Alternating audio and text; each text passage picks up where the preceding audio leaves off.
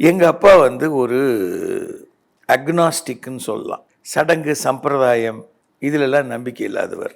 முகூர்த்தம் எப்படின்னா, முகூர்த்தம் அப்பா சொன்னார், இப்போ அழகாக நான் ரெஜிஸ்ட்ராரை கூப்பிட்றேன், என்ன டைமோ பார்த்து சொல்லு ரெஜிஸ்ட்ராரை கூப்பிட்றேன், வந்து பண்ணிட்டு போயிட்டோம். இவங்க ஒத்த காலில் நிற்கிறாங்க. முடியவே முடியாது.